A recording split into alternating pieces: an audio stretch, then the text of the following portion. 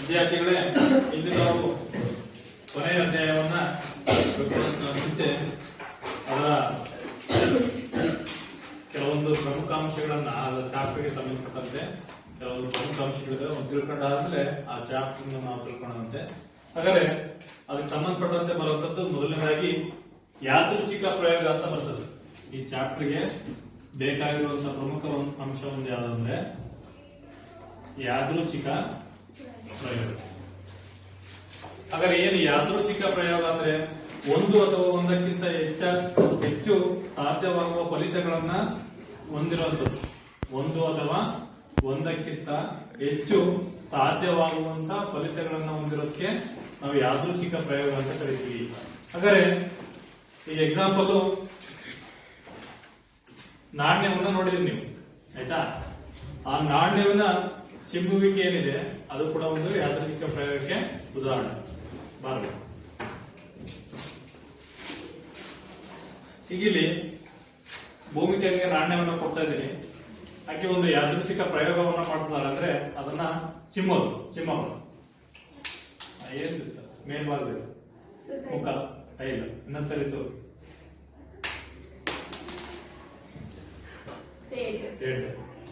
ಒಂದ್ಸರಿ ಎಟ್ಟು ಬಿತ್ತು, ಇನ್ನೊಂದ್ಸರಿ ಟೈಲ್ ಬಿತ್ತು.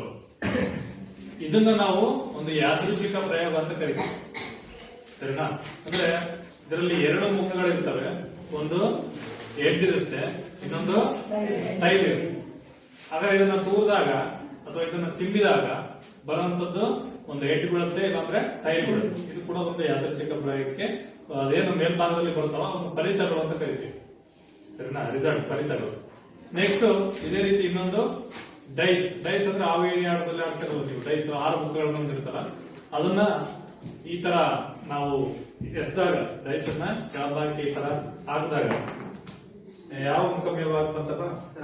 6. ಇನ್ನೊಂದ್ಸರಿ ಈ ತರ ಇದು ಕೂಡ ಒಂದು ಯಾದೃಚ್ಛಿಕ ಪ್ರಯೋಗಕ್ಕೆ ಒಂದು ಉದಾಹರಣೆ. ಅಂದ್ರೆ ಇದು ಎಷ್ಟು ಮುಖಗಳನ್ನು ಹೊಂದಿರ್ತದೆ? 6 ಮುಖಗಳನ್ನು ಹೊಂದಿರ್ತೀವಿ. ನಂಬರ್ ಬರ್ತೀವಿ, 1, 2, 3. ಇದು ಪ್ರತಿ ಮುಖಕ್ಕೂ ಒಂದು ನಂಬರ್ ಕೊಟ್ಟಿದೀವಿ. ಈಗೇನು ಇದನ್ನ ಎಸ್ದಾಗ ಏನಾಗುತ್ತೆ? 6 ಮುಖಗಳಲ್ಲಿ ಮೇಲ್ಭಾಗದಲ್ಲಿ ಯಾವ ಮುಖ ಬರುತ್ತೋ ಅದನ್ನ ನಾವು ಅದರ ಫಲಿತ ಅಂತ ಕರಿತೀವಿ. ಇದು ಕೂಡ ಒಂದು ಯಾದೃಚ್ಛಿಕ ಪ್ರಯೋಗಕ್ಕೆ ಉದಾಹರಣೆ ಅಂತ ಕರಿತೀವಿ. ನೆಕ್ಸ್ಟ್ ಇದಾದ್ಮೇಲೆ ಬರುವಂತದ್ದು ಯತ್ನ ಅಂತ ಕರಿತೀವಿ.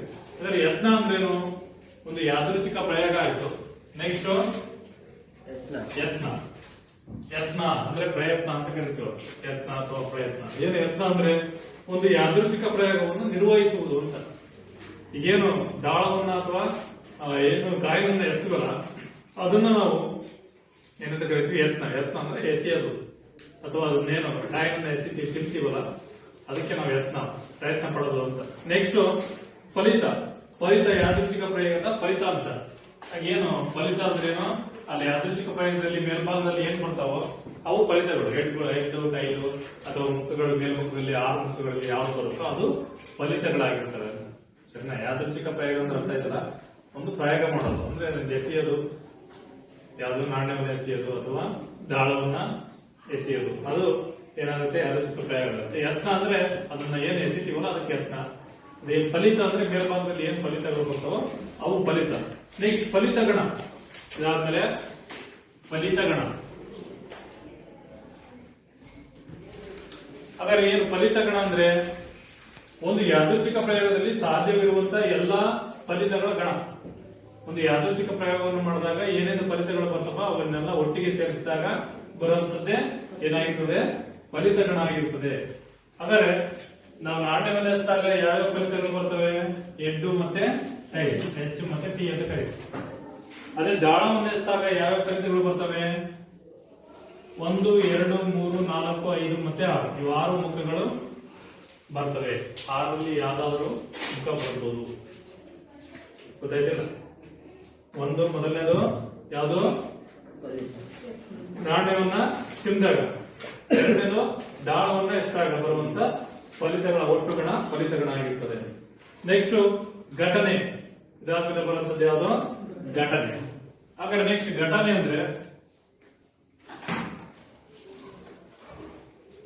ಈ ಘಟನೆಗೆ ಸಂಬಂಧಪಟ್ಟಂತೆ ಒಂದು ಯಾದೃಚ್ಛಿಕ ಪ್ರಯೋಗದ ಯಾವುದೇ ಸಾಧ್ಯತೆಯ ಫಲಿತ ಅಥವಾ ಫಲಿತಗಳ ಸಂಯೋಜನೆಯನ್ನು ನಾವು ಘಟನೆ ಅಂತ ಕರಿತೀವಿ.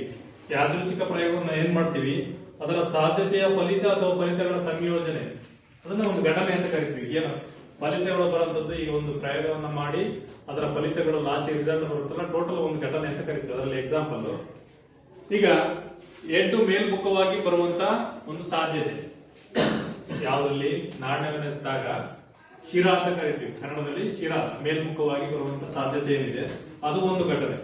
ನೆಕ್ಸ್ಟ್ ಅದೇ ರೀತಿ ದಾಳಕ್ಕೆ ಸಂಬಂಧಪಟ್ಟಂತೆ ಒಂದು ಸಂಖ್ಯೆ 5 ಪಡೆಯುವುದು, ಒಂದು ಸಂಖ್ಯೆ 5 ಪಡೆಯುವುದು, ಇದು ಒಂದು ಘಟನೆ. ಅದೇ ಇದು ದಾಳಕ್ಕೆ ಸಂಬಂಧಪಟ್ಟಂತೆ ಘಟನೆ. ಅಂದ್ರೆ ಎಷ್ಟು ಸಾಧ್ಯತೆ ಎಷ್ಟಾಗುತ್ತೆ, ಟೋಟಲ್ 6 ಅಂಕಿಗಳಿದ್ವು, ಅದರಲ್ಲಿ 5 ಮೇಲ್ಮುಖವಾಗಿ ಪಡೆಯುವಂತ ಸಾಧ್ಯತೆ ಎಷ್ಟು, 1 ಮಾತ್ರ. ಅದರಿಂದ ಎಷ್ಟಾಗುತ್ತೆ, 1/6 ಆಗುತ್ತೆ. ಈ ತರ ಅದರ ಸಾಧ್ಯತೆಯನ್ನು ನಾವು ಕಂಡುಹಿಡಿತೀವಿ. ನೆಕ್ಸ್ಟ್ ಇನ್ನೊಂದು ಸಮಸಂಖ್ಯೆಗಳನ್ನ ಪಡೆಯಬಹುದು. ಸಮಸಂಖ್ಯೆಗಳನ್ನ ಇದೇ ದಾಳವನ್ನು ಎಷ್ಟಾಗ ಸಮಸಂಖ್ಯೆಗಳನ್ನ ಪಡೆಯುವಂಥದ್ದು, ಸಮಸಂಖ್ಯೆಗಳನ್ನು ಪಡೆಯುವುದು, ಸಮಸಂಖ್ಯೆಗಳನ್ನ ಪಡೆಯುವುದೇನಿದೆ ಅದು ಕೂಡ ಒಂದು ಘಟನೆ. ಯಾವ ಸಮಸಂಖ್ಯೆಗಳು ಇದರಲ್ಲಿ ಬೇಕಾದ್ರೆ ಇದನ್ನ ಸಾಧ್ಯತೆ ಏನಿದೆ 5 ಮಾತ್ರ ಆಗಿರೋದ್ರಿಂದ 5 ಅಂತ ಕೂಡ ಬರೀಬಹುದು. ಇದರಲ್ಲಿ ಸಮಸಂಖ್ಯೆಗಳು 2, 4, 6 ದಾಳವನ್ನು ಎಷ್ಟಾಗ ಬರುವಂತ ಸಮಸಂಖ್ಯೆಗಳು ಯಾವ್ಯಾವು, 2, 4, 6. ಇದು ಕೂಡ ಒಂದು ಘಟನೆ. ಸಮಸಂಖ್ಯೆಗಳನ್ನ ಪಡೆಯುವಂತ ಸಾಧ್ಯತೆ ಇದೆ, ಅದು ಕೂಡ ಒಂದು ಘಟನೆ. ಈ ಘಟನೆ ಅಂದ್ರೆ ಪರ್ಟಿಕ್ಯುಲರ್ ಆಗಿ ಇಂಥದೇ ಬರಬೇಕು ಅನ್ನೋದನ್ನ ನಾವು ಘಟನೆ ಅಂತ ಕರೀತೀವಿ. ಅರ್ಥ ಆಗ್ತಿಲ್ಲ, ಶಿರ ಮೇಲ್ಮುಖವಾಗಿ ಬರೋದು ಅಥವಾ ಟೈಲ್ ಮೇಲ್ಮುಖವಾಗಿ ಬರೋದು, ಸಂಖ್ಯೆ 5 ಪಡೆಯೋದು ಅಥವಾ ಸಮಸಂಖ್ಯೆಗಳನ್ನ ಪಡೆಯುವುದು ಅಥವಾ ಬೆಸ ಸಂಖ್ಯೆಗಳನ್ನ ಪಡೆಯುವುದು, ಇದು ಒಂದು ಘಟನೆ ಅಂತ ಕರೀತೀವಿ. ನೆಕ್ಸ್ಟ್ ಇದಾದ್ಮೇಲೆ ಸಮಾನ ಸಾಧ್ಯತೆಯ ಫಲಿತಗಳು. ಹಾಗಾದ್ರೆ ಏನ್ ಸಮಾನ ಸಾಧ್ಯತೆಯ ಫಲಿತಗಳು ಅಂದ್ರೆ ಯಾವುದೇ ಒಂದು ಘಟನೆಗಳನ್ನು ನಡೆದಾಗ ಅಥವಾ ಒಂದು ಪ್ರಯೋಗವನ್ನು ಮಾಡಿದಾಗ ಅದಕ್ಕೆ ಫಲಿತಗಳು ಈಕ್ವಲ್ ಆಗಿರೋದು, ಅವನ್ನ ಸಮಾನ ಸಾಧ್ಯತೆಯ ಫಲಿತಗಳು ಅಂತ ಕರಿತೀವಿ. ಎಕ್ಸಾಂಪಲ್, ಈಗ ಒಂದು ನಾಣ್ಯವನ್ನು ಎಸ್ತೀವಲ್ಲ, ಅದರಲ್ಲಿ 2 ಸಾಧ್ಯತೆ, ಒಂದು ಎಡ್ ಬಿಡಬೇಕು ಇಲ್ಲಾಂದ್ರೆ ಟೈಲ್ ಬಿಡಬೇಕು, ಅವನ್ನ ಸಮಾನ ಸಾಧ್ಯತೆಗಳು ಅಂತ ಕರಿತೀವಿ. 2ರ ಒಂದು ಬರೋದಕ್ಕೆ ಸಾಧ್ಯ. ಈ ಎಕ್ಸಾಂಪಲ್ ನಾವು ಕೆಲವೊಂದು ಬಹು ಆಯ್ಕೆ ಪ್ರಶ್ನೆಗಳನ್ನು ಇರ್ತೀವಿ, ಆಯ್ತಾ. ಬಹು ಆಯ್ಕೆ ಪ್ರಶ್ನೆಗಳಲ್ಲಿ ಸರಿ ತಪ್ಪು ಕೊಟ್ಟಿರ್ತಾರೆ. ಒಂದು ಸರಿ ಇರಬೇಕು ನೀವು ಮಾಡೋ ಆನ್ಸರ್, ಇಲ್ಲ ಅಂದ್ರೆ ತಪ್ಪಿರಬಹುದು, 2 ಸಾಧ್ಯತೆ, ಗೊತ್ತಾಯ್ತಾ. ಅವು ಕೂಡ ಸಮಾನ ಫಲಿತಗಳು ಅಂತ ಕರೀತೀವಿ. ಹಾಗಾದ್ರೆ ಸಮಾನ ಫಲಿತ ಅಲ್ಲದಕ್ಕೆ ಒಂದು ಉದಾಹರಣೆಯನ್ನು ನಾವು ತಗೊಳ್ಳೋದಾದ್ರೆ, ಒಂದು ಬಾಕ್ಸ್ ನಲ್ಲಿ ಕಿತ್ತಳೆ ಬಣ್ಣದ ಚೆಂಡುಗಳು 2 ಇದಾವೆ ಅನ್ಕೊಳ್ಳೋಣ, ನೀಲಿ ಬಣ್ಣದ ಚೆಂಡುಗಳು 3 ಇದಾವೆ ಅನ್ಕೊಳ್ಳೋಣ. ಒಂದು ಬಾಕ್ಸ್ ಅನ್ನು ತಗೊಂಡು ಆ ಬಾಕ್ಸ್ ಅಲ್ಲಿ 3 ನೀಲಿ ಚೆಂಡುಗಳನ್ನು ಹಾಕಿದ್ದಾರೆ, 2 ಕಿತ್ತಳೆ ಚೆಂಡುಗಳನ್ನು ಹಾಕಿದ್ದಾರೆ. ಅದರಲ್ಲಿ ಒಂದು ಯಾವ್ದಾದ್ರು ಒಂದು ಚೆಂಡನ್ನು ನಾವು ಯಾದೃಚ್ಛಿಕವಾಗಿ ತಗೊಂಡಾಗ ಅದು ಸಮಾನ ಫಲಿತವನ್ನು ಹೊಂದಕ್ಕೆ ಸಾಧ್ಯನಾ? ಇಲ್ಲ. ಯಾಕೆಂದ್ರೆ ಸಮಾನ ಫಲಿತ ಆಗ್ಬೇಕಂದ್ರೆ 2 ಈಕ್ವಲ್ ಆಗಿರ್ಬೇಕು. ಒಂದು ನೀಲಿ ಚೆಂಡು 3 ಇರಬೇಕು, ಕಿತ್ತಳೆ ಚೆಂಡು ಕೂಡ 3 ಇರಬೇಕು, ಅವಾಗ ಸಮಾನ ಫಲಿತಗಳನ್ನ ನಾವು ಕಾಣಬಹುದು. ಹಾಗಾದ್ರೆ ಒಂದು 2 ಇದೆ, ಒಂದು 3 ಇದೆ ಅಂದ್ರೆ ಅವಾಗ ಸಮಾನ ಫಲಿತಗಳು ಬರಕ್ ಸಾಧ್ಯ ಇಲ್ಲ. ಇವೆಲ್ಲ ಏನ್ ಅಂಶಗಳನ್ನು ಹೇಳಿದ್ವಲ್ಲ, ಯಾದೃಚ್ಛಿಕ ಪ್ರಯೋಗ, ಯತ್ನ, ಫಲಿತ, ಫಲಿತಗಣ, ಘಟನೆ ಮತ್ತು ಸಮಾನ ಫಲಿತಗಳು. ಸಮಾನ ಫಲಿತಗಳು ಇವೆಲ್ಲವನ್ನೂ ಕೂಡ ಬೇಕಾಗಿರುವಂತದ್ದು ಯಾವುದಕ್ಕೆ ಅಂದ್ರೆ ಸಂಭವನೀಯತೆಗೆ. ಹಾಗಾದ್ರೆ ಈ ಘಟಕದ ಹೆಸರೇನು? ಸಂಭವನೀಯತೆ.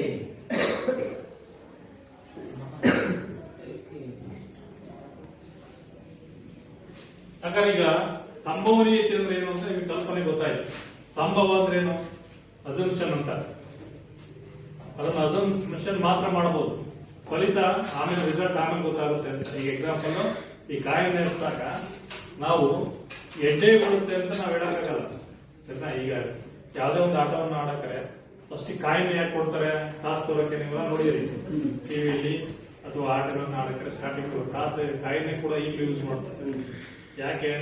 ಇದು ಒಂದು ಎಡ್ ಬೀಳ್ಬೋದು, ಇಲ್ಲಾಂದ್ರೆ ಟೈಲ್ ಬೀಳ್ಬೋದು. ಅದನ್ನ ಫಸ್ಟ್ ಹೇಳಕ್ ಸಾಧ್ಯ ಇಲ್ಲ, ಬಿದ್ದಾಗ ಮಾತ್ರ ಗೊತ್ತಾಗುತ್ತೆ ಎಡ್ ಬೀಳುತ್ತಾ ಟೈಲ್ ಬೀಳುತ್ತಾ ಅಂತ. ಸರಿನಾ? ಆದ್ರಿಂದ ಇದು ಒಂದು ಸಂಭವನೀಯತೆಗೆ ಒಂದು ಬೆಸ್ಟ್ ಎಕ್ಸಾಂಪಲ್ ಈ ಪ್ರಯೋಗ, ಆಯ್ತಾ.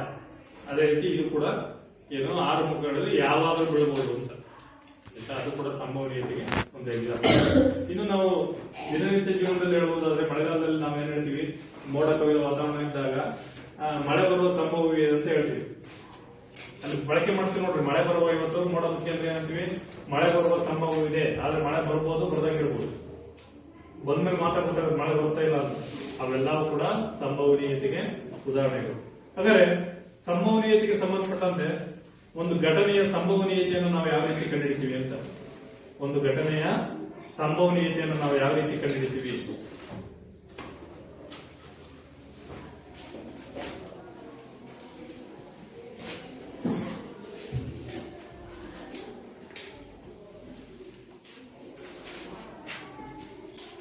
ಒಂದು ಘಟನೆಯ ಸಂಭವನೀಯತೆ ಇಸ್ ಈಕ್ವಲ್ ಟು, ಒಂದು ಘಟನೆಯ ಸಂಭವನೀಯತೆಯನ್ನು ಯಾವ ರೀತಿ ಕಂಡುಹಿಡಿತೀವಿ?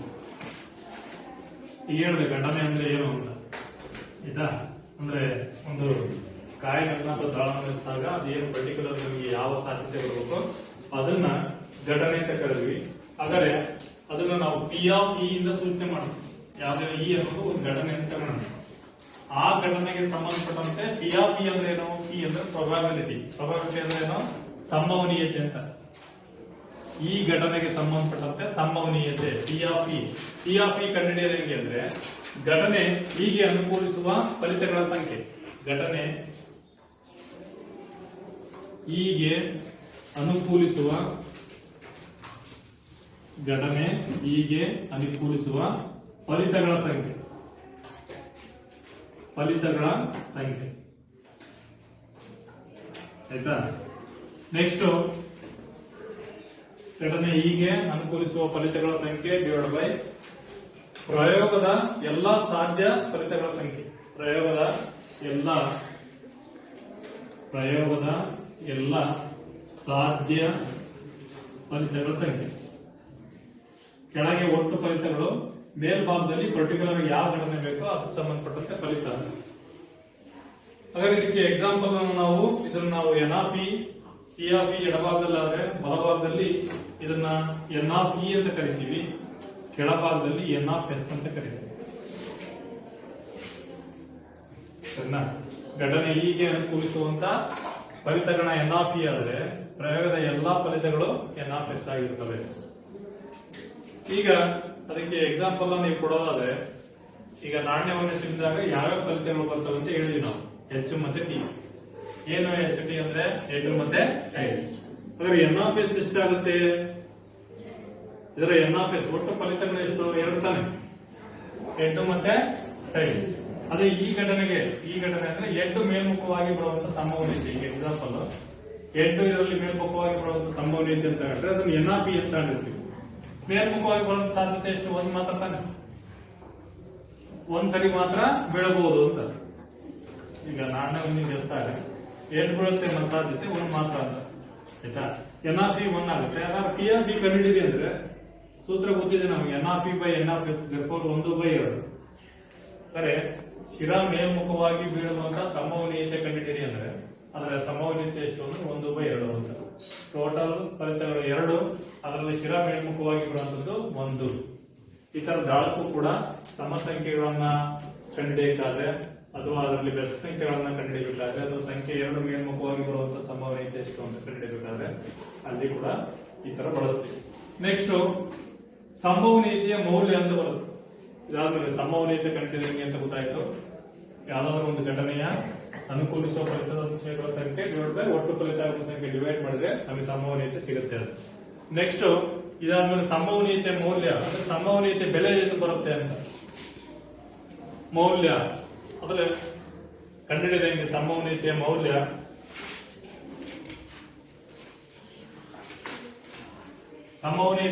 is equal to 0 lesser than or equal to P of E this is equal to lesser than or equal to 1. ಇದರ ಅರ್ಥ ಏನು? ಸಂಭವನೀಯತೆ ಯಾವಾಗಲೂ 0 ಮತ್ತು 1 ರ ನಡುವೆ ಬರುತ್ತೆ. 1 0 ಬರಬಹುದು, lesser than or equal to ಅಂದ್ರೆ ಏನು? 0 ಬರಬಹುದು, 0 ಮತ್ತೆ 1 ರ ನಡುವೆ ಅಂತ. 0 ಬರ್ಬೋದು, ಇಲ್ಲ 1 ಬರ್ಬೋದು, ಇಲ್ಲಾಂದ್ರೆ ಇವೆರಡು ನಡುವೆ ಬರುತ್ತೆ ಅಂತ. ಎರಡು ಸಾಧ್ಯ ಇದೆ ಸಂಭವನೀಯತೆ. ಯಾವುದೇ ಒಂದು ಘಟನೆಯನ್ನ ಅದರಲ್ಲಿ ಎಷ್ಟೇ ಫಲಿತಗಳು ಬರಲಿ ಅವೆಲ್ಲ ಫಲಿತಗಳನ್ನ ಟೋಟಲ್ ಮಾಡಿದಾಗ ಸಂಭವನೀಯತೆ ಆನ್ಸರ್ 0 ಮತ್ತು 1 ರ ನಡುವೆ ಇರ್ತದೆ. 2 ಬರಲ್ಲ, ಮೈನಸ್ ಬರಲ್ಲ, -1 ಆನ್ಸರ್ ಬರಲ್ಲ, ಅಥವಾ -5 ಆನ್ಸರ್ ಈ ತರ ನೆಗೆಟಿವ್ ಇರುವಂತ ಬರಲ್ಲ. 1 ಮೇಲೆ ಇರುವಂತ ಅಂಶಗಳು 1.5, 2, 3 ಈ ತರ ಅಂಶಗಳು ಸಂಭವನೀಯತೆಯಲ್ಲಿ ಬರಲ್ಲ. ಬರಂತವು 0 ಮತ್ತು 1 ನಡುವೆ ಇರ್ತವೆ ಅಥವಾ 0 1 ಆಗಿರುತ್ತವೆ. ಇದು ಅದರ ಮೌಲ್ಯ ಆಗಿರುತ್ತದೆ, ಸಮನ್ವಯತೆ ಬೆಲೆ. ಆಯ್ತಾ? ನೆಕ್ಸ್ಟ್ ಅಲ್ಲಿ ಹಿಂದಿನ ಲೆಕ್ಕ ತೋರಿಸಿದ್ರೆ ನನಗೆ 1/2 ಅರ್ಧ ಬಂತಲ್ಲ ಇಲ್ಲಿ ಸ್ಥಿರ ಮೇಲ್ಮುಖ ಬರೋದು. 1/2 ಅಂದ್ರೆ ಏನು? 0.5 ತಾನೆ. ಡಿವೈಡ್ ಮಾಡಿದ್ರೆ ಎಷ್ಟು ಬರುತ್ತೆ? 0.5 ಅಂದ್ರೆ 0 ಮತ್ತು 1 ನಡುವೆ ತಾನೇ ಇದೆ. 0.5 ಅಂದ್ರೆ ಎಷ್ಟು? 0 ಮತ್ತೆ 1 ನಡುವೆ ಇದೆ ಆನ್ಸರ್. ಈ ತರನೇ ಬರುತ್ತೆ ಸಮನ್ವಯತೆ ಯಾವುದು. ನೆಕ್ಸ್ಟ್ ಇದಾದ್ಮೇಲೆ ಪಿ ಆಫ್ ಇ ಬೆಲೆ ಅಕಸ್ಮಾತ್ ಇದು ಏನು ಹೇಳಿಲ್ಲ 0 ಮತ್ತು 1 ನಡುವೆ ಬರುತ್ತೆ ಅಂತ. ಪಿ ಆಫ್ ಇ ಬೆಲೆ 1 ಬಂತು ಅಂದ್ರೆ ಅದನ್ನು ನಾವು ಏನಂತ ಕರಿತೀವಿ? ಪಿ ಆಫ್ ಇ ಬೆಲೆ 1 ಬಂತು ಅಂದ್ರೆ ಅದನ್ನ ನಾವು ಖಚಿತ ಘಟನೆ ಅಂತ ಕರಿತೀವಿ. ಎಕ್ಸಾಕ್ಟ್ 1 ಬಂತು ಅಂದ್ರೆ ಅದನ್ನ ನಾವು ಏನಂತ ಕರಿತೀವಿ? ಖಚಿತ ಘಟನೆ. ಖಚಿತ ಅಂದ್ರೆ ಎಕ್ಸಾಕ್ಟ್ ನಡೆಯುವಂತ ಘಟನೆ ಅಂತ. ಅದೇ ಪಿ ಆಫ್ ಇ 0 ಬಂತು ಅಂದ್ರೆ, ಪಿ ಆಫ್ ಇ ಸಂಭವನೀಯತೆ 0 ಬಂತು ಅಂದ್ರೆ ಅದನ್ನ ನಾವು ಎಂತ ಘಟನೆ ಅಂತ ಕರಿತೀವಿ ಅಂದ್ರೆ ಅಸಂಭವ ಘಟನೆ ಅಂತ ಕರಿತೀವಿ. ಏನಂತ ಕರಿತೀವಿ ಇದನ್ನ? ಅಸಂಭವ ಘಟನೆ. ಒಂದು ಖಚಿತ ಘಟನೆ 1 ಬಂತು ಅಂದ್ರೆ, 0 ಬಂತು ಅಂದ್ರೆ ಎಂತ ಘಟನೆ? ಅಸಂಭವ ಘಟನೆ. ಮೌಲ್ಯದಲ್ಲಿ ಇವೆರಡು ಕೂಡ ಅಲ್ಲೇನು ಅವೆರಡು ನಡುವೆ ಬರುತ್ತಲ್ಲ, ಖಚಿತ ಘಟನೆ 1 ಆಗಿರುತ್ತದೆ, 0 ಬಂದಾಗ ಅದು ಅಸಂಭವ ಘಟನೆ ಆಗಿರುತ್ತೆ. ನೆಕ್ಸ್ಟ್ ಇದಾದ್ಮೇಲೆ ಪ್ರಾಥಮಿಕ ಘಟನೆ ಅಂತ ಬರುತ್ತೆ. ಏನು ಪ್ರಾಥಮಿಕ ಘಟನೆ ಅಂದ್ರೆ? ಪ್ರಯೋಗದ ಒಂದು ಫಲಿತವನ್ನು ಮಾತ್ರ ಹೊಂದಿರುವಂತ ಘಟನೆ. ಪ್ರಯೋಗದ ಒಂದು ಫಲಿತವನ್ನು ಮಾತ್ರ ಹೊಂದಿರುವಂತ ಘಟನೆಗೆ ನಾವು ಏನಂತ ಕರಿತೀವಿ? ಪ್ರಾಥಮಿಕ ಘಟನೆ. ಎಕ್ಸಾಂಪಲ್, ಒಂದು ಘಟನೆಯನ್ನ E1 ಅಂತ ಆಡಿರ್ತೀವಿ, ಇನ್ನೊಂದು ಘಟನೆಯನ್ನ E2 ಅಂತ ಆಡಿರ್ತೀವಿ. ಅಲ್ಲಿ ಶಿರವನ್ನ ಮೇಲ್ಮುಖವಾಗಿ ಪಡೆಯುವಂತದ್ದು ಪಿ ಆಫ್ E1 ಆಗಿರುತ್ತದೆ. ಪುಚ್ಚವನ್ನ ಮೇಲ್ಮುಖವಾಗಿ ಪಡೆಯುವುದು ಪಿ ಆಫ್ E2 ಆಗಿರುತ್ತದೆ. ಪ್ರತಿಯೊಂದನ್ನು ಸಪರೇಟ್ ಆಗಿ ಬರೆದಿದ್ದೀವಿ, P of E1 plus P of E2. ಅದನ್ನು ನಾವು ಪ್ರಾಥಮಿಕ ಘಟನೆ ಅಂತ ಕರಿತೀವಿ. ಪ್ರಾಥಮಿಕ ಘಟನೆ. ಪ್ರಾಥಮಿಕ ಘಟನೆ ಇಸ್ ಈಕ್ವಲ್ ಟು ಒಂದು ಘಟನೆಯನ್ನು ಸಪರೇಟ್ ಮಾಡಿರ್ತೀವಿ ಎರಡಾಗಿ, P of E1 plus P of E2 ಎರಡು ಸೇರಿ ಒಂದು ಆನ್ಸರ್ ಬಂದಿರುತ್ತೆ ಅನ್ಕೋಣ. ಆ ಪಿ ಆಫ್ ಇ ಈಗ ಶಿರವನ್ನ ಮೇಲ್ಮುಖವಾಗಿ ಬರುವಂತ ಸಂಭವನೀಯತೆ ಹೇಳಿದೆ ನಾನು, ಅದು 1/2 ಬರುತ್ತೆ ಆನ್ಸರ್. ಅದೇ ಪುಚ್ಚವನ್ನ ಮೇಲ್ಮುಖವಾಗಿ ಪಡೆಯುವಂತ ಸಂಭವನೀಯತೆ ಎಷ್ಟು? ಅದು ಕೂಡ 1/2. ಅವೆರಡನ್ನು ಕೂಡಿದ ಆನ್ಸರ್ ಎಷ್ಟು ಬರುತ್ತೆ? ನಮಗೆ 1 ಬರ್ತದೆ. ಆ P of E1 P of E2 ಏನಿದಾವೆ ಅವನ್ನ ನಾವು ಏನಂತ ಕರಿತೀವಿ? ಪ್ರಾಥಮಿಕ ಘಟನೆಗಳು ಅಂತ ಕರಿತೀವಿ. ಅಂತ ಕರಿತೀವಿ ಪ್ರಾಥಮಿಕ ಘಟನೆಗಳು. ಅಂದ್ರೆ ಪ್ರಯೋಗದ ಒಂದು ಫಲಿತವನ್ನು ಮಾತ್ರ ಹೊಂದಿರುವಂತ ಘಟನೆ, ಯಾವ್ದಾದ್ರು ಒಂದು ಫಲಿತವನ್ನು ಮಾತ್ರ ಹೊಂದಿರುವಂತ ಘಟನೆಗೆ ನಾವು ಪ್ರಾಥಮಿಕ ಘಟನೆ ಅಂತ ಕರಿತೀವಿ. ಗೊತ್ತಾಯ್ತಿಲ್ಲ? ಪ್ರಾಥಮಿಕ ಅಂದ್ರೆ ಒಂದೊಂದೇ ಸಪರೇಟ್ ಅಂತ. ನೆಕ್ಸ್ಟ್ ಪೂರಕ ಘಟನೆ. ಇದಾದ್ಮೇಲೆ ಇನ್ನೊಂದು ಯಾವ್ದು ಬರುತ್ತೆ? ಪೂರಕ ಘಟನೆ. ಮೌಲ್ಯ ಆಯ್ತು, ಮೌಲ್ಯ ಆದ್ಮೇಲೆ ಪ್ರಾಥಮಿಕ ಘಟನೆ. ಪ್ರಾಥಮಿಕ ಘಟನೆ ಅಂದ್ರೆ ನೆಕ್ಸ್ಟ್ ಇನ್ನೊಂದು ಲಾಸ್ಟ್ ಪೂರಕ ಘಟನೆ. ಇವೆಲ್ಲವೂ ಕೂಡ ಸಂಭವನೀಯತೆಯಲ್ಲಿ ಬರುವ ಪರಿಕಲ್ಪನೆ. ಹಾಗೆ ಪೂರಕ ಘಟನೆ ಅಂದ್ರೆ ಪೂರಕ ಘಟನೆ. ಏನು ಪೂರಕ ಘಟನೆ ಅಂದ್ರೆ? ಪೂರಕ ಘಟನೆ ಅಂದ್ರೆ ಒಂದಕ್ಕೊಂದು ಪೂರಕವಾಗಿರುವಂತ, ಒಂದು ಘಟನೆಗೆ ಪೂರಕವಾಗಿರುವಂತ ಇನ್ನೊಂದು ಘಟನೆ. ಹಾಗಾದ್ರೆ ಎಕ್ಸಾಂಪಲ್, ಈಗ ನಾಣ್ಯದಲ್ಲಿ ಒಟ್ಟು ಡೈಸ್ ಅನ್ನ ತೋರಿದಾಗ ನಮಗೆ ಒಟ್ಟು NF ಎಷ್ಟು ಬರುತ್ತೆ? 6 ಬರ್ತವೆ. ಹೆಂಗ 6 ಅಂದ್ರೆ ಬರುವಂತ ಫಲಿತಗಳು 1 ರಿಂದ 6 ವರೆಗೆ ಸಂಖ್ಯೆಗಳು ಅಲ್ವಾ? 1 ರಿಂದ 6 ವರೆಗೆ ತರ ಸಂಖ್ಯೆಗಳು ಬರುತ್ತೆ. ಯಾವ್ದ್ರಲ್ಲಿ ಒಂದು ದಾಳವನ್ನು ಎಷ್ಟಾಗ ಮೇಲ್ಮುಖವಾಗಿ ಬರುವಂತ ಮುಖಗಳ ಸಂಖ್ಯೆ 6 ಮಾತ್ರ ಇರ್ತವೆ. ಹಾಗಾದ್ರೆ NF ಎಷ್ಟಾಗುತ್ತೆ ಅಂದ್ರೆ ಟೋಟಲ್ 6. 6 ಸಂಖ್ಯೆಗಳಿರೋದ್ರಿಂದ 6 ಅನ್ನು ಬರ್ತೀವಿ. ಈಗ ಇದರಲ್ಲಿ ಸಮಸಂಖ್ಯೆಯನ್ನ ಪಡೆಯುವಂತ ಫಲಿತ ಎಷ್ಟಾಗುತ್ತೆ? ಸಮಸಂಖ್ಯೆಯನ್ನು ಪಡೆಯುವುದು ಎಷ್ಟಾಗಿರುತ್ತೆ ಹೇಳ್ತೀರ ನೋಡೋಣ. ಯಾವ್ಯಾವ ಸಮಸಂಖ್ಯೆಗಳು ಗೊತ್ತಿದೆಯಲ್ಲ? 2, 4, 6. ಅಂದ್ರೆ NF E ಅದೆಷ್ಟಾಯ್ತು? ಈಗ 3 ಆಯ್ತು. NF E ಎಷ್ಟಾಯ್ತು? 3 ಆಯ್ತಾನೆ. ಹೆಂಗೆ? ಅವು 2, 4, 6. ನೆಕ್ಸ್ಟ್ ಅದೇ ರೀತಿ ಸಮಸಂಖ್ಯೆಯನ್ನ ಪಡೆಯದಿರುವುದು ಯಾವ್ಯಾವ ಬರ್ತವೆ? ಈಗ ಸಮಸಂಖ್ಯೆಯನ್ನ ಪಡೆಯದಿರುವುದು, ಸಮಸಂಖ್ಯೆಯನ್ನ ಪಡೆಯುವುದಾಯ್ತು. ಪಡೆಯದಿರುವುದು ಯಾವ್ದಾಗ್ತವೆ? ಪಡೆಯದಿರುವುದು ಅವು ಯಾವುದು ಗೊತ್ತಾಯ್ತು ನಿಮ್ಗೆ? ಪಡೆಯದಿರುವುದು ಯಾವುದು? 1, 3 ಮತ್ತೆ 5 ಇವು ಕೂಡ ಎಷ್ಟಾಗ್ತವೆ, ಅವು ಕೂಡ ಅದನ್ನ ಈ ಬಾರ್ ಅಂತ ಕರಿತೀವಿ, ಅದು ಕೂಡ 3 ಅಂತ. ಸರಿನಾ? ಇದು ಫಲಿತಗಳಾಯ್ತು. ಇಲ್ಲಿ ಸಂಭವನೀಯತೆ ಎಷ್ಟಾಗುತ್ತೆ, ಅದಕ್ಕೆ ಸಂಭವನೀಯತೆ ಪಿ ಆಫ್ ಇ ಅಂದ್ರೆ N of E divide by N of S. N of E ಅಂದ್ರೆ ಎಷ್ಟು, 3. ಎನ್ ಆಫ್ ಎಸ್ ಅಂದ್ರೆ ಟೋಟಲ್ ಎಷ್ಟು ಬಂದಿದೆ, 6 ಬಂದಿದೆ. ಡಿವೈಡ್ ಮಾಡಿದ್ರೆ ಎಷ್ಟು ಬರುತ್ತೆ, 1/2 ಬರುತ್ತೆ. ಆಯ್ತಾ? ಅಂದ್ರೆ ಈ ಸಮ ಸಂಖ್ಯೆಯನ್ನ ಪಡೆಯೋದಕ್ಕೆ ಸಂಭವನೀಯತೆ ಎಷ್ಟು, 1/2. ಆ ಸಮ ಸಂಖ್ಯೆಯನ್ನ ಪಡೆಯದಿರುವಂತ ಸಂಭವನೀಯತೆ ಅದನ್ನ ಪಿ ಆಫ್ ಇ ಬಾರ್ ಅಂತ ಕರಿತೀವಿ. ಈ ಬಾರ್ ಅಂದ್ರೆ ಅದಕ್ಕೆ ಪೂರಕವಾಗಿರುವಂತ, ಪಡೆದೇ ಇರದೇ ಇರುವಂತದ್ದು, ಅದನ್ನ ಪಡೆಯುವಂತ ಸಂಭವನೀಯತೆ ಎಷ್ಟು, ಇಲ್ಲಿ ನೋಡಿ, N of E bar divide by N of S. ಅದು ಕೂಡ ಸೇಮ್ 3/6, ಅದು ಕೂಡ 3 ಬಂತು. 3/6 ಅಂದ್ರೆ 1/2. ಈಗ ಇವೆರಡನ್ನೂ ಕೂಡಿದ್ರೆ ನಿಮಗೆ ಆನ್ಸರ್ ಎಷ್ಟು ಬರುತ್ತೆ, 1 ಬರುತ್ತೆ. P of E plus P of E plus P of E bar is equal to ಕೂಡಿದ್ರೆ ಎಷ್ಟು, 1. ಅದರ ಇದಕ್ಕೆ ಪೂರಕವಾಗಿರುವ ಘಟನೆ ಯಾವುದು, ಪಿ ಆಫ್ ಇ ಬಾರ್. ಎರಡನ್ನೂ ಕೂಡಿದ್ರೆ ಟೋಟಲ್ 1 ಆಯ್ತಲ್ಲ. ಒಂದಕ್ಕೆ ಒಂದು ಪೂರಕ ಆಗಿರೋದು, ಒಂದು ಸಮ ಸಂಖ್ಯೆ ಪಡೆಯೋದು, ಇನ್ನೊಂದು ಪಡೆದೇ ಇರುವುದು. ಆ ಪಡೆದೇ ಇರುವುದು ಏನಿದೆ ಅದು ಅದರ ಪೂರಕ ಅಂತ. ಗೊತ್ತಾಗ್ತಿಲ್ಲ? ಗೊತ್ತಾಯ್ತಿಲ್ಲ? ಇವು ಪೂರಕ ಘಟನೆಗಳು, ಇದು ಪ್ರಾಥಮಿಕ ಘಟನೆ. ಈಗ ನೆಕ್ಸ್ಟ್ ಇದಕ್ಕೆ ಸಂಬಂಧಪಟ್ಟಂತೆ ನಿಮಗೆ ಅಭ್ಯಾಸದಲ್ಲಿ ಲೆಕ್ಕಗಳನ್ನ ಕೊಟ್ಟಿದ್ದಾನೆ.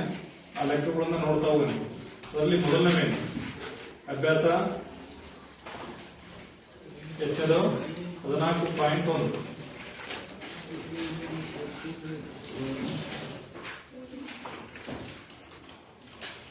14.1ರಲ್ಲಿ ಮೊದಲನೇ ಲೆಕ್ಕ. ಈಗ ಸರಿನಾ? ಲಕ್ಷ್ಮೀದೇವಿ ಹೋಗಮ್ಮ.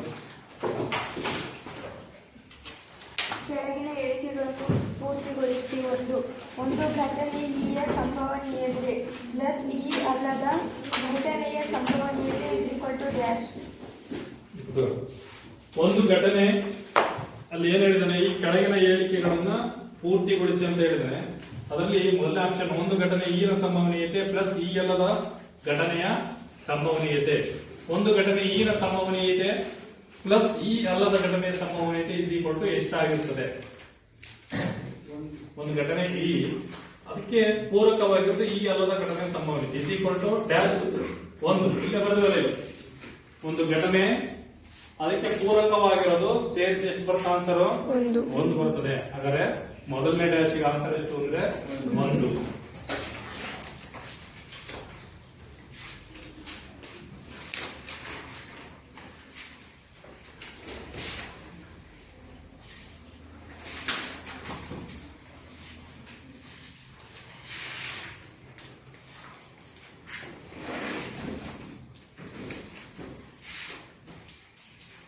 ಆನ್ಸರ್ ಎಷ್ಟು, 1. ನೆಕ್ಸ್ಟ್ ಎರಡನೇದು ಸಂಭವಿಸಲು ಅಸಾಧ್ಯವಾದ ಘಟನೆಯ ಸಂಭವನೀಯತೆಯು ಡ್ಯಾಶ್. ಇಂತಹ ಘಟನೆಯನ್ನು ಡ್ಯಾಶ್ ಎನ್ನುತ್ತಾರೆ. ಸಂಭವಿಸಲು ಅಸಾಧ್ಯವಾದ ಘಟನೆಯ ಸಂಭವನೀಯತೆಯು ಡ್ಯಾಶ್. ಇಂತಹ ಘಟನೆಯನ್ನು ನಾವು ಎಂತ ಕರಿತೀವಿ, ಡ್ಯಾಶ್. ಸಂಭವಿಸಲು ಅಸಾಧ್ಯವಾದ ಘಟನೆಗೆ ನಾವು ಅದರ ಸಂಭವನೀಯತೆ ಎಷ್ಟಾಗಿರುತ್ತೆ, 0 ಆಗಿರುತ್ತೆ ಅಂತ. ಯಾವುದೇ ಒಂದು ಘಟನೆ ಸಂಭವಿಸಲಾದ್ರೆ ಅದರ ಅರ್ಥ ಏನು, ಅದರ ಸಂಭವನೀಯತೆ 0 ಅಂತ. ಅದನ್ನ ಎಂತ ಘಟನೆ ಅಂತ ಕರಿತೀವಿ, ಅಸಂಭವ ಘಟನೆ. ನಾನು ಹೇಳಿದ್ದೆ, ಕರೆಕ್ಟ್ ಆಗಿ ಆ ಘಟನೆ ನಡೆಯುತ್ತೆ ಅಂದ್ರೆ ಅದು ಖಚಿತ ಘಟನೆ. ಆ ಘಟನೆ ನಡೆಯದೇ ಇಲ್ಲ ಅಂದ್ರೆ ಅದು ಅಸಂಭವ ಘಟನೆ. ನೆಕ್ಸ್ಟ್ ಮೂರನೇ ಆಪ್ಷನ್, ಸರಿನಾ? ಈಗ ಮೂರನೇ ಆಪ್ಷನ್ ಕಾವೇಜಿ ಓದೋದು. ಖಚಿತವಾಗಿ ಸಂಭವಿಸುವ ಒಂದು ಘಟನೆಯ ಸಂಭವನೀಯತೆಯು ಡ್ಯಾಶ್. ಇಂತಹ ಘಟನೆಯನ್ನು ಡ್ಯಾಶ್ ಎನ್ನುತ್ತಾರೆ. ಖಚಿತವಾಗಿ ಸಂಭವಿಸುವ ಒಂದು ಘಟನೆಯ ಸಂಭವನೀಯತೆ ಏನಾಗಿರುತ್ತದೆ, 1. ಆ ಸಂಭವನೀಯತೆ ಎಷ್ಟು ಬರುತ್ತೆ, 1 ಬರುತ್ತೆ. ಅದಕ್ಕೆ ನಾವು ಎಂತ ಘಟನೆ ಅಂತ ಕರಿತೀವಿ, ಖಚಿತ ಘಟನೆ. ಉಚಿತ ಅಲ್ಲ ಇದು, ಖಚಿತ. ಸರಿನಾ? ನಡೆದೇ ನಡೆಯುತ್ತೆ ಆ ಘಟನೆ ಅನ್ನೋದಕ್ಕೆ ನಾವು ಖಚಿತ ಅಂತ ಕರಿತೀವಿ. ನೆಕ್ಸ್ಟ್ 4ನೇ ಆಪ್ಷನ್ ಬರೋಣ. ಒಂದು ಪ್ರಯೋಗದ ಎಲ್ಲಾ ಪ್ರಾಥಮಿಕ ಘಟನೆಗಳ ಸಂಭವನೀಯತೆ ಮೊತ್ತ ಯಾವಾಗಲೂ ಎಷ್ಟಾಗಿರ್ತದೆ, ಯಾವುದೇ ಘಟನೆ ಎಷ್ಟೇ ಘಟನೆ ತಗೊಳ್ಳಿ ಅವೆಲ್ಲ ಮೊತ್ತ ಲಾಸ್ಟಿಗೆ ಆನ್ಸರ್ ಎಷ್ಟು ಬರಬೇಕು, ನಮಗೆ 1 ಬರುತ್ತೆ ಅಂತ. ಎಷ್ಟೇ ಪ್ರಾಥಮಿಕ ಘಟನೆಗಳನ್ನ ಡಿವೈಡ್ ಮಾಡಿದ್ರೆ ಅದರ ಪ್ರಯೋಗದ ಎಲ್ಲಾ ಘಟನೆಗಳ ಮೊತ್ತ 1 ಆಗುತ್ತೆ. ನೆಕ್ಸ್ಟ್ 5ನೇದು, ಒಂದು ಘಟನೆಯ ಸಂಭವನೀಯತೆ ಡ್ಯಾಶ್ ಗಿಂತ ದೊಡ್ಡದು ಅಥವಾ ಸಮ ಒಂದು ಡ್ಯಾಶ್ ಗಿಂತ ಚಿಕ್ಕದು ಅಥವಾ ಸಮನಾಗಿರ್ತದೆ. ಅದರ ಮೌಲ್ಯ ಎಲ್ಲಿ ಬರುತ್ತೆ ಅಂತ ಹೇಳಿದ್ದೆ ನಾನು. 0 0ಗೆ ಈಕ್ವಲ್ ಅಥವಾ 0ಗಿಂತ ದೊಡ್ಡದು, 1ಕ್ಕೆ ಈಕ್ವಲ್ ಅಥವಾ 1ಕ್ಕಿಂತ ಚಿಕ್ಕದು ಅಂತ 0 ಮತ್ತು 1 ನಡುವೆ ಬರುತ್ತವೆ ಯಾವಾಗಲೂ ಸಂಭವನೀಯತೆ. ಇದು ಮೊದಲನೇ ಮೇಲು. ನೆಕ್ಸ್ಟ್ ಎರಡನೇ ಮೇಲು, ಕೆಳಗಿನ ಯಾವ ಪ್ರಯೋಗಗಳು ಸಮಾನ ಫಲಿತಾಂಶಗಳನ್ನು ಹೊಂದಿವೆ ವಿವರಿಸಿ. ಸರಿನಾ? ಯಾವ್ಯಾವು ಸಮಾನ ಫಲಿತಾಂಶಗಳನ್ನು ಹೊಂದಿದ್ದೇವೆ ಅದರಲ್ಲಿ ಮೊದಲನೇ ಆಪ್ಷನ್ ನೋಡ್ರಿ. ಒಬ್ಬ ಚಾಲಕನು ಕಾರನ್ನ ಸ್ಟಾರ್ಟ್ ಮಾಡಲು ಪ್ರಯತ್ನಿಸುತ್ತಾನೆ, ಅಂದ್ರೆ ಸಮಾನ ಫಲಿತಾಂಶಗಳನ್ನು ಹೊಂದಿದೆಯಲ್ಲ ಅಂತ. ಕಾರ್ ಸ್ಟಾರ್ಟ್ ಆಗುವುದು ಅಥವಾ ಸ್ಟಾರ್ಟ್ ಆಗದೇ ಇರುವುದು, ಇದು ಸಮಾನ ಫಲಿತಾಂಶಗಳನ್ನು ಹೊಂದಿದೆಯಾ? ಹೊಂದಿಲ್ಲ. ಒಬ್ಬ ಕಾರನ್ನ ಸ್ಟಾರ್ಟ್ ಮಾಡಕ್ ಹೋಗ್ತಾನೆ, ಆ ಸ್ಟಾರ್ಟ್ ಮಾಡಿದಾಗ ಅದು ಸ್ಟಾರ್ಟ್ ಆಗುತ್ತೆ, ಇಲ್ಲಾಂದ್ರೆ ಸ್ಟಾರ್ಟ್ ಆಗದೇ ಇರುತ್ತೆ. ಅದು ಸಮಾನ ಫಲಿತಾಂಶಗಳನ್ನು ಹೊಂದಿದೆಯಾ? ಯಾಕೆ ಹೊಂದಿಲ್ಲ ಅಂದ್ರೆ ಸ್ಟಾರ್ಟ್ ಆಗಲು ಒಂದೇ ಕಾರಣ ಇರಲ್ಲ. ಸ್ಟಾರ್ಟ್ ಆಗಕ್ಕೆ ಒಂದು ಕಾರಣ ಇದ್ರೆ ಸ್ಟಾರ್ಟ್ ಆಗದೆ ಇರಲು ಬಹಳ ಕಾರಣ ಇರ್ತವೆ. ಅದರ ಮೆಕ್ಯಾನಿಸಮ್ ಅಲ್ಲಿ ಅದರಲ್ಲಿ ಬೇರೆ ಬೇರೆ ಸಮಸ್ಯೆಗಳು ಇರ್ತವೆ. ಒಂದೇ ಸಮಸ್ಯೆ ಇರಲ್ಲ, ಇಂಜಿನ್ ಸಮಸ್ಯೆ ಇರ್ಬೋದು ಅಥವಾ ಇನ್ನೊಂದು ಯಾವ್ದಾದ್ರು ಸಮಸ್ಯೆ ಇರ್ಬೋದು. ಅದಕ್ಕೆ ಒಂದ್ ಸಮಸ್ಯೆ ಇರಲ್ಲ, ಅದರಿಂದ ಇದು ಏನಾಗಿರಲ್ಲ, ಸಮಾನ ಫಲಿತಾಂಶಗಳನ್ನು ಹೊಂದಿರಲ್ಲ. ಆಪ್ಷನ್ 2ಕ್ಕೆ ಬಂದ್ರೆ, ಒಬ್ಬ ಆಟಗಾರನು ಬಾಸ್ಕೆಟ್ ಬಾಲ್ ಅನ್ನು ಗುರಿ ಎತ್ತರಿಸಲು ಪ್ರಯತ್ನಿಸುತ್ತಾನೆ, ಅವಳ ಗುರಿ ಮುಟ್ಟುವುದು ಅಥವಾ ಮುಟ್ಟದೇ ಇರುವುದು. ಇದು ಸರಿನಾ ತಪ್ಪ? ಇದು ಸಮಾನ ಫಲಿತಾಂಶಗಳನ್ನು ಹೊಂದಿದೆಯಾ? ಹೊಂದಿಲ್ಲ. ಯಾಕೆ? ಅದು ಯಾವ್ದ್ರ ಮೇಲೆ ಡಿಪೆಂಡ್ ಆಗಿರುತ್ತೆ? ಅವನ ಎಬಿಲಿಟಿ ಮೇಲೆ ಡಿಪೆಂಡ್ ಆಗಿರುತ್ತೆ. ಅದರ ಏಕಾಗ್ರತೆ ಯಾವ ರೀತಿ ಇರುತ್ತೆ ಒಂದು, ಮತ್ತೆ ಅವನಿಗೆ ಲಭಿಸಿದ ತರಬೇತಿ ಯಾವ ರೀತಿ ಇರುತ್ತೆ, ಪ್ರಾಕ್ಟೀಸ್ ಮಾಡಿದ್ರೆ ಇಲ್ಲ, ಅವನ ಏಕಾಗ್ರತೆ ಕರೆಕ್ಟ್ ಇದೆಯಾ ಹೊಡೆಯಕ್ಕೆ. ಆ ಬಾಸ್ಕೆಟ್ ಬಾಲ್ ಅದ್ರ ಮೇಲೆ ಡಿಪೆಂಡ್ ಆಗಿರ್ತಾನೆ. ಬಾಸ್ಕೆಟ್ ಬಾಲ್ ಗೋಲ್ನ ಮುಡುತ್ತಾ ಇಲ್ಲ ಅನ್ನೋದಕ್ಕೆ ಅವನು ಬರೀ ಒಂದೇ ಕಾರಣ ಇರಲ್ಲ, ನಾನಾ ಕಾರಣ ಇರ್ತಾವ. ಅದ್ರ ಮೇಲೆ ಸಮಾನ ಫಲಿತಾಂಶಗಳನ್ನ ಹೊಂದಿಲ್ಲ. ನೆಕ್ಸ್ಟ್ ಮೂರನೇ ಆಪ್ಷನ್, ಸರಿ ಮತ್ತು ತಪ್ಪು ಉತ್ತರವಿರುವ ಪ್ರಶ್ನೆಯನ್ನು ಉತ್ತರಿಸಲು ಪ್ರಯತ್ನಿಸಲಾಗಿದೆ, ಉತ್ತರವು ಸರಿ ಅಥವಾ ತಪ್ಪು ಆಗಿರುವುದು ಸಮಾನ ಫಲಿತಾಂಶಗಳನ್ನು ಹೊಂದಿರುತ್ತದೆ. ಆದ್ರೆ ಎರಡೇ ಆಪ್ಷನ್ ನಮಗೆ, ಒಂದು ಸರಿ ಇರಬೇಕು, ಇಲ್ಲಾಂದ್ರೆ ತಪ್ಪಿರಬೇಕು. 4ನೇದು, ಒಂದು ಮಗು ಜನಿಸಿದೆ, ಇದು ಒಂದು ಗಂಡು ಅಥವಾ ಹೆಣ್ಣು? ಯಾಕೆ? ಗಂಡಾಗಿರ್ಬೇಕು, ಇಲ್ಲಾಂದ್ರೆ ಹೆಣ್ಣಾಗಿರ್ಬೇಕು. ಒಂದೇ ಮಗು ಜನಿಸಿರೋದು, ಸರಿನಾ?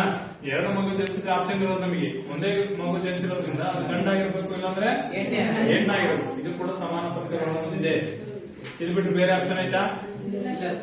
ಅದು ಆಪ್ಷನ್ ಬೇರೆ ಇರ್ತದೆ, ಅದು ಆಮೇಲೆ ಗೊತ್ತಾಗುತ್ತೆ.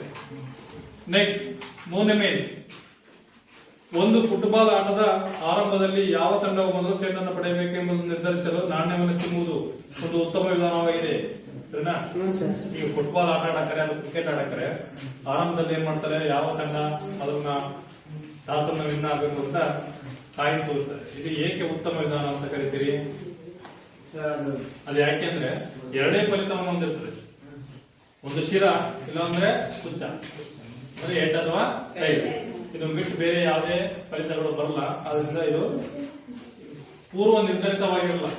ಈ ಫಲಿತ ಪೂರ್ವ ನಿರ್ಧರಿತವಾಗಿರಲ್ಲ. ನಮಗೆ ಎಡ್ಡೆ ಬೀಳುತ್ತೆ ಅಂತ ಕಾಯಿ ಗೊತ್ತಿರುತ್ತಾ, ಟೈಲೇ ಬೀಳುತ್ತೆ ಅಂತ ಗೊತ್ತಿರಲ್ಲ. ಅದ್ರ ಬಿದ್ದಾಗ ಮಾತ್ರ ಗೊತ್ತಾಗುತ್ತೆ. ಅದರಿಂದ ಒಂದು ಉತ್ತಮ ವಿಧಾನ. ಈಗ ಕೂಡ ಕಾಯಿನ ಯಾಕೆ ಬಳಸ್ತಾರೆ ಅಂದ್ರೆ ಅದೇ ಉದ್ದೇಶಕ್ಕೆ.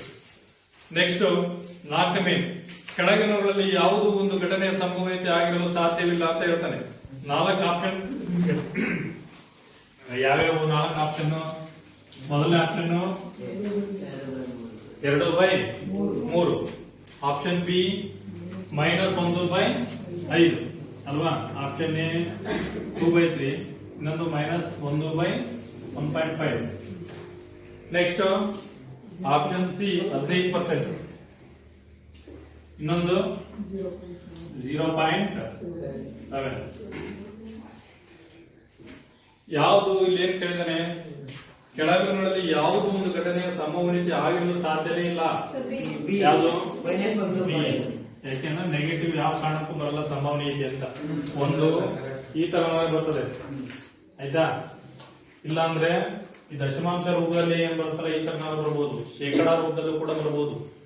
ಆದರೆ ನೆಗೆಟಿವ್ ಮಾತ್ರ ಬರಲ್ಲ ಸಂಭವನೀಯತೆ ಅಂತ, ಆಯ್ತಾ?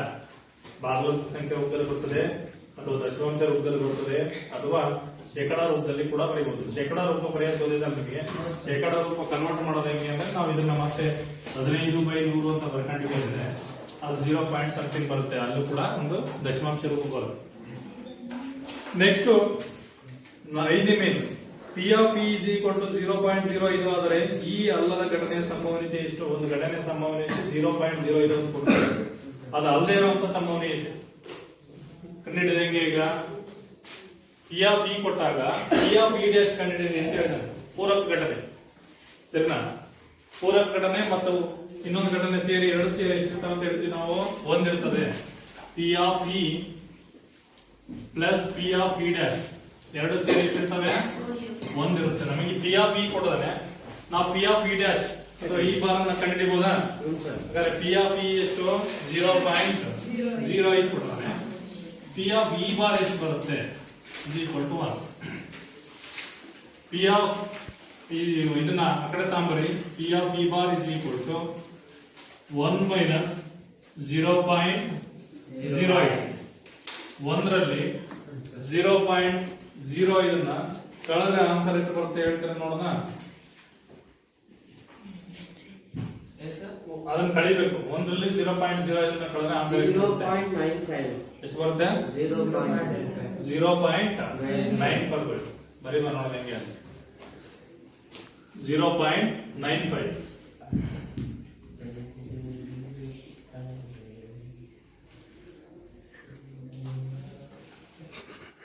ಹೆಂಗ್ ಬಂದ್ ಮಾಡಿ ತೋರ್ಸ ಕಡೆ.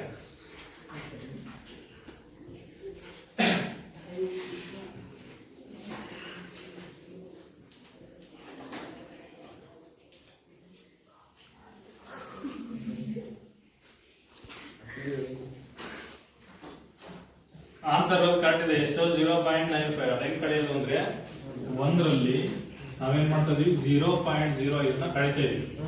ಆಯ್ತಾ? ಇಲ್ಲಿ ಪಾಯಿಂಟ್ ಹಿಡ್ಕೊಂಡು ಇವೆರಡನ್ನು 0 ಅಂತ ಕೊಟ್ಕೊಂಡಿರ್ತೀವಿ. 0ಗೆ 5 ಹೋಗುತ್ತಾ? ಹೋಗಲ್ಲ. ಈ ಕಡೆಯಿಂದ ನಾವು ದಶಕ ತಗೊಂಡಿರ್ತೀವಿ. 10ಗೆ 5 ಹೋದ್ರೆ 5. ಇಲ್ಲಿ ಎಷ್ಟು ಉಳಿತು?